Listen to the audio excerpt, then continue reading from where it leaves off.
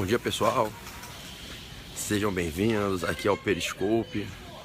Eu já estou saindo aqui de Niterói para pegar o barco para o Rio de Janeiro. Hoje a gente tem aula ao vivo de tributário e eu resolvi fazer um Periscope rapidinho aqui nessa caminhada. Vou pegar aqui a orla, a praia de São Francisco, rumo à estação do Catamarã de Charitas, e falei, vou dar um bom dia para a galera aqui no Periscope. Essa caminhadinha aqui nossa, tão habitual, a gente fazendo as nossas transmissões rápidas de manhã, não é? Sempre trazendo algum assunto interessante que cai em provas de concursos, cai no exame de ordem, para a gente aprender um pouquinho mais. Começar o dia estudando e aprendendo é sempre bom, não é isso? Então vamos lá. O nome dessa transmissão foi: você realmente sabe o que é emancipação? A emancipação é um dos institutos mais importantes da parte geral do direito civil. Se aplica em algumas relações regidas pela parte especial. E eu percebo que às vezes muitos candidatos se confundem e cometem erros primários nas provas quando é abordado o instituto da emancipação. O mais comum erro é o de pessoas que pensam que emancipação é um procedimento de antecipação da maioridade civil. E não é, nunca foi e jamais será. Muita gente pensa que emancipação é um procedimento de antecipação de maioridade. Preste bem atenção, para você não errar isso em prova. Até porque se você fizer uma prova objetiva, um provão de marcar, essa questão vem com essa possibilidade de resposta, que é errada. Emancipação, gente, não é a antecipação da maioridade. O que é a emancipação? A emancipação é um procedimento que o ordenamento jurídico adota para viabilizar que um menor que é incapaz, em regra relativamente incapaz, possa ser tornado um menor capaz, ainda que continuando a ser menor de idade. A emancipação não transforma um menor em maior. Para você adquirir a maioridade, você precisa viver no mínimo 18 anos. E é impossível ser maior de idade sem viver 18 anos. A emancipação não antecipa o tempo. A emancipação não faz com que alguém que não viveu 18 anos viva 18 anos. O que a emancipação possibilita é apenas que uma pessoa que ainda é menor de idade adquira algo que não poderia adquirir por ser menor de idade, que é a capacidade civil plena. A emancipação é um fenômeno que possibilita a antecipação da capacidade de fato para quem não a tinha, tornando esse menor que não tinha capacidade de fato um menor com capacidade de fato, aliando-se a capacidade de fato à capacidade jurídica e aí se tornando plenamente capaz. Então, a emancipação é um procedimento que o ordenamento jurídico adota para viabilizar que, em certas circunstâncias, um ser humano que ainda, por ser menor de idade, é considerado civilmente incapaz, se torne, mesmo que menor de idade, plenamente capaz, libertando essa pessoa das dependências que o regime da incapacidade traz, tornando-a apta a sozinha, com base no seu livre-arbítrio, exercer os seus atos da vida civil. Emancipar é tornar um menor capaz. Aí você vai dizer, professor, e como é que se emancipa? Existem 3 caminhos para se emancipar um menor, tornando-o um menor plenamente capaz, concebendo a ele a capacidade civil plena. Primeiramente, a lei. O legislador se apresenta como sendo o primeiro de 3 caminhos. O legislador escolhe algumas situações da vida real em que ele entende que é incompatível tratar o menor como incapaz. Existem algumas situações fáticas que a lei reconhece como válidas, como possíveis e válidas, que caso aconteçam envolvendo um menor, é incongruente tratar esse menor como uma pessoa privada da liberdade de sozinha exercer os atos da vida civil. É quando a gente fala da emancipação legal. A lei emancipa o menor que se case, o menor que consiga, caso fosse em tese possível, alcançar o emprego público efetivo, o menor que cola grau em curso superior, o menor que ofere economia própria em razão do seu próprio esforço, seja por um emprego privado no qual atua na qualidade de trabalhador, seja em razão da titularidade de um estabelecimento. Então, em 4 situações, a lei emancipa, e a lei diz, olha, nesses casos não tem como tratar esse menor como um incapaz, privando-o de exercer sozinho, com base no seu livre-arbítrio individual, os seus atos da vida civil. Então existem 4 situações que a lei emancipa, independente de qualquer vontade de pai ou mãe. São os casos da emancipação legal.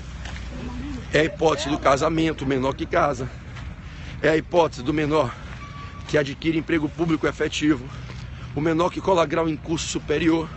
E o menor que atinge, que conquista a chamada economia própria, autossustentabilidade para prover os direitos sociais mínimos. Economia própria, capacidade de prover pelas suas próprias forças, sua saúde, sua educação, sua moradia, seu transporte, sua vestimenta, né, seus estudos, sua alimentação. Então o menor que ofere economia própria a partir dos 16 anos, em razão de emprego privado ou titularidade de estabelecimento empresarial privado. Nesse contexto, a gente tem uma primeira via emancipatória, que é a da emancipação legal, lá do artigo 5º, parágrafo único, do Código Civil. Além da emancipação legal, existe a emancipação voluntária, que é aquela que emana do poder familiar. Quando os pais, no exercício compartilhado e isonômico de poder familiar, resolvem emancipar seus filhos. Então, os pais podem, para seus filhos relativamente incapazes, que estão a partir dos 16 anos, emancipá-los. A emancipação voluntária, que depende da vontade compartilhada dos pais. A gente sabe que em eventual situação de divergência, o pai quer emancipar, a mãe não quer, ou vice-versa. O feito pode ser levado a juízo e o juiz, com base no princípio do melhor interesse do menor, na tutela dos melhores interesses, daquilo que se apercebe como melhor para a dignidade do menor, o juiz pode dirimir o conflito e dar prevalecência à vontade emancipatória. E aí a emancipação termina se confirmando com a interferência do juiz dirimindo o conflito. É possível, quando um dos dois pais querem emancipar e o outro não. O feito pode ser levado a juízo e o juiz pode dirimir o conflito, ele tem o poder para isso, para essa interferência, essa supressão da omissão da vontade de um dos pais em emancipar. O juiz pode, caso entenda no caso concreto, conforme as particularidades do caso concreto, caso entenda que é melhor para a tutela da dignidade desse menor, pode emancipá-lo. Então, emancipação voluntária que emana do poder familiar não é um direito adquirido do menor, o menor não pode extorquir dos pais a emancipação. A emancipação voluntária também pode acontecer. Por fim, emancipação judicial, que é aquela que ocorre quando não é possível o exercício do poder familiar. Imagine um menor que é regido por um tutor, é conduzido por um tutor no regime de tutela, porque é órfão de pai e mãe, porque tem pais destituídos do poder familiar. É possível pleitear em juízo a emancipação desse menor, equiparando ao caso de um menor que, por exemplo, poderia ser emancipado voluntariamente pelos pais no exercício do poder familiar. Então a gente tem emancipação judicial, que é aquela que ocorre nas hipóteses em que a lei concede ao judiciário o poder de emancipar, e essa emancipação feita pelo poder judiciário no exercício de jurisdição se dá exatamente nas hipóteses em que o menor não é regido pelo exercício do poder familiar, não está guiado pelo poder familiar, ora porque é órfão de pai e mãe, ora porque os pais estão destituídos do poder familiar. Cuidado, porque não é possível obter emancipação judicial na hipótese em que o menor é regido pelo poder familiar de pai e pai e mãe não querem emancipar. Exemplo, meu filho faz 16 anos e nem eu nem minha esposa queremos emancipar. Ele pode ao judiciário pedir emancipação? Não. Não cabe emancipação judicial quando pai e mãe não querem emancipar. A emancipação judicial, repito, ela se dá nas hipóteses em que não existe exercício de poder familiar. Porque existindo o exercício de poder familiar, o juiz não pode passar por cima da vontade compartilhada de pai e mãe de não emanciparem seu filho menor.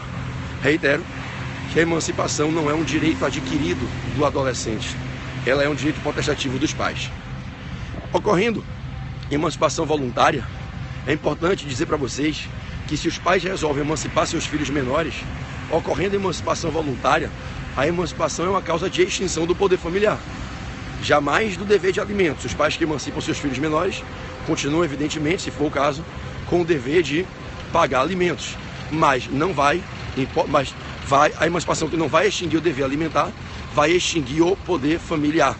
Então percebam que existindo uma relação de poder familiar dos pais com o menor, e os pais tomando a decisão compartilhada de emanciparem o filho menor, emancipar da criança, no caso adolescente, né? Emancipar do filho menor, extingue-se a relação de poder familiar. A emancipação é causa legal, está expressamente prevista no Código Civil, de extinção do poder familiar. Então a gente diz que a emancipação é esse procedimento por via do qual o ordenamento jurídico possibilita que um menor, que continua sendo menor, se torne um civilmente, plenamente capaz. Veja, para não errar isso em prova, que o status jurídico desse menor é de menor capaz. O menor emancipado é um menor capaz. Ele não se torna maior de idade. Todas aquelas situações da vida em que o ordenamento jurídico exige a maioridade, todas aquelas situações da vida em que o ordenamento jurídico exige a maioridade, com uma condição específica para legitimar certo exercício, esse menor capaz não poderá exercer. Exemplo, a Constituição determina que certa pessoa, para poder ser eleita vereador em certo município, tem que ter 18 anos. É uma condição específica, uma capacidade específica para a legitimação do exercício desse cargo político. Esse menor que foi emancipado, que é civilmente, plenamente capaz aos 16, 17 anos, não pode ser vereador, porque ele não tem 18 anos. Observe que ele não é maior de idade, ele não tem essa capacidade específica para legitimá-lo à vereança municipal. Então, mais uma vez, repito insistindo, o menor emancipado não se torna maior de idade. Cuidado, porque não raro você vai ouvir pessoas cometendo esse erro, acontece, vai ler alguns textos em que se repete esse erro, de se afirmar que a emancipação é a antecipação da maioridade. E você está entendendo que na emancipação o que se antecipa é a capacidade de fato, a qual só se conquistaria com a maioridade. E ao se antecipar a capacidade de fato para o menor que sempre teve capacidade de direito, o que se faz com a emancipação é antecipar a capacidade plena, libertando esse menor do regime da incapacidade, do status de civilmente incapaz, tornando-o um menor plenamente capaz. Tudo bem? Então, é isso aí. Bom, moçada, emancipação está bem conceituada. Nesse resuminho de poucos minutos, aparecem aqui as 3 vias emancipatórias: legal, voluntária e judicial. Existem diversas outras situações que poderiam ser enfrentadas. Algumas perguntas aí eu vi, mas não dá tempo de responder, né? Tô aqui chegando já na boca da estação para pegar o catamarã para o Rio. Existem vários desdobramentos no assunto, vários, são poucos não, são muitos. Quanto à esfera da responsabilidade civil, ao registro, né? A organização judiciária, aonde você deve fazer o registro, né? A nível cartorário, de tabelionato. Existem algumas informações na lei de registro público, algumas no ECA.